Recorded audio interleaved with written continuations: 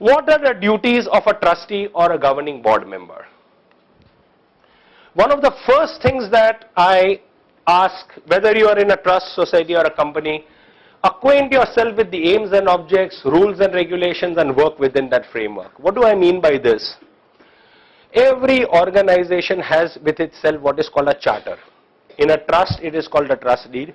In a society or a company, it is called memorandum and articles of association. In a random check that I always do, I ask people, do you have a charter? Oh yes, we have it. Where is it? Safely locked. Very good. All original documents must be safely locked. Have you ever read it? No, I have not read it. It happens.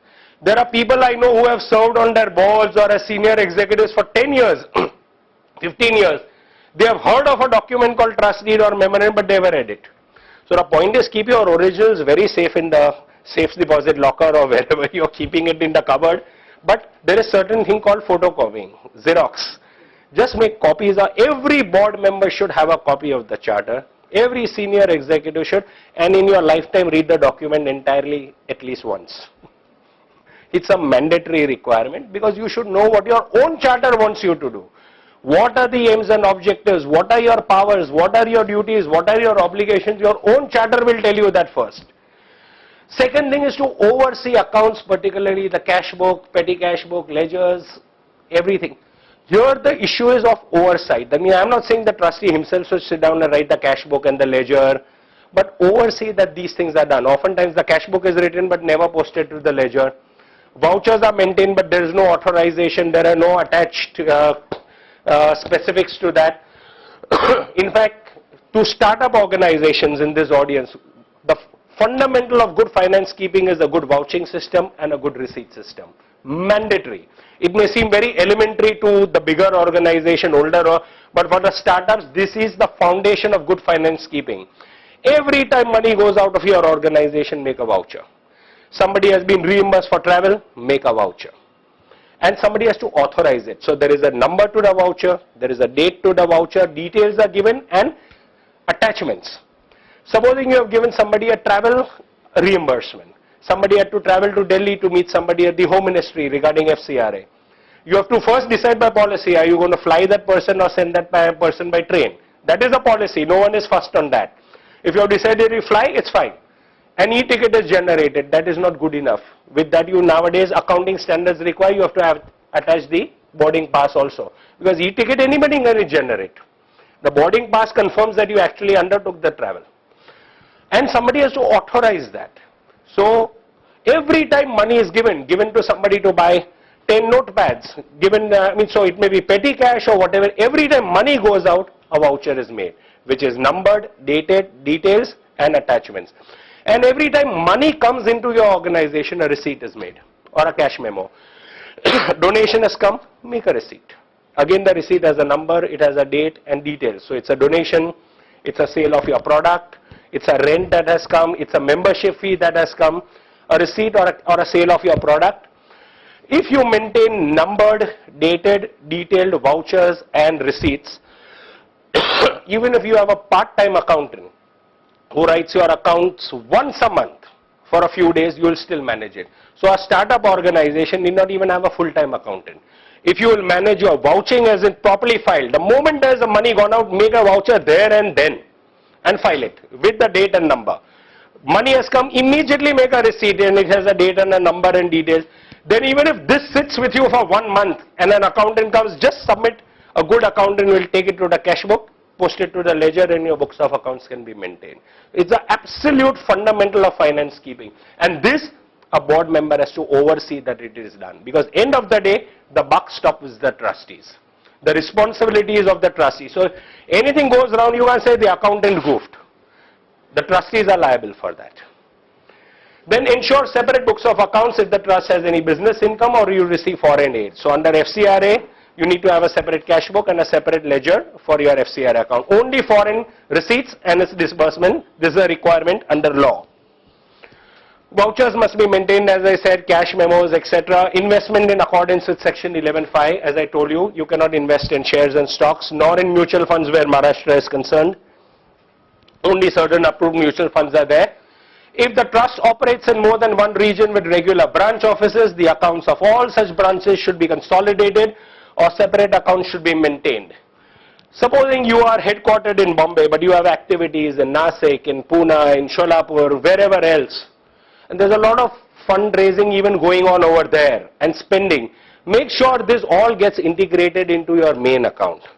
Failing which, if your branch offices become too big, then follow the model of what in the corporate world is called franchising.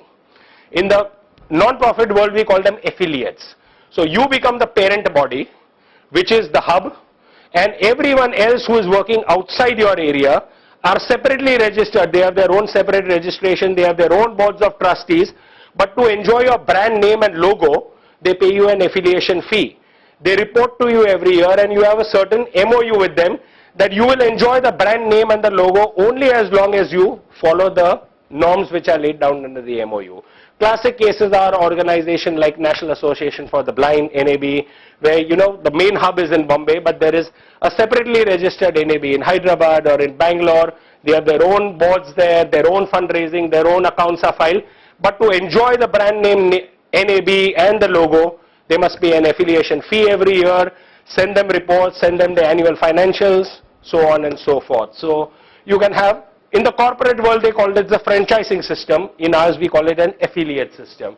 And keep an eye on cash flow, draw up half-yearly budgets if necessary. In Maharashtra state, filing a budget with the charity commissioner is a requirement under law. So before March you have to file a budget. Of course no one really verifies the things over there, but it's a requirement to file a budget with the charity commissioner. It is not there in other states where charity commissioner is not there. All major policy decisions should be supported by resolution, passed either by circular or at board meetings.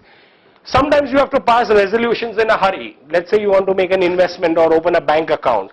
Now for those simple things you need not call an entire board meeting, so you can pass it through circular. The requirement is any circular resolutions must be ratified at a duly convened board meeting. That's a requirement. Minutes books should be maintained. Minutes can be, in the old days we used to handwrite it, nowadays you can even computerize it, but in an ideal situation it is best that any printouts that you take are stuck in a register because this is to avoid tampering. So basically a minutes book is a basic register which is bound and numbered. So every page, so you can stick it there and the person partly signs on the register and partly on the page that is stuck. This is to avoid any tampering because many people maintain minutes just in files. Now when you do that, it is also open to a lot of tampering. Okay, 1 year later you decide that this was not such a good resolution, you pull that out and replace it with something else. So it's not good governance practice. It works for some, it doesn't work for some. A good practice is to paste it or handwrite it, if you like, in your minutes book. And minutes need not be essays. I've seen minutes of meetings in some cases where there are long essays that are written. You can even have bullet points. The key issues and ideal minutes today are 3 columns, Issue, decision taken, and ATR against that, action taken report. At the next meeting when you're confirming the minutes, you will also see your ATR. What is the action on that decision? So it was decided so and so has been delegated to find out about this. Has the action been taken? So it gets immediate. So basically you can do it even in column form. So you can even maintain Excel sheets for minutes, or you can just draw columns in a Word document. There is really no hard and fast position under law in this regard. And all trustees are jointly and severally responsible. In a trust, we have a concept of a managing trustee or an executive trustee, but under law there is no definition of a managing trustee or an executive trustee. This is for your own convenience. In a society you do have a president, secretary who makes the agenda, etc., a treasurer who looks after or rather oversees accounts, but in a trust there is no such portfolio. All the trustees are supposed to be jointly and severally responsible. So this is the position under law. So managing trustee is there by your convenience. You decide to have somebody, but otherwise it's joint and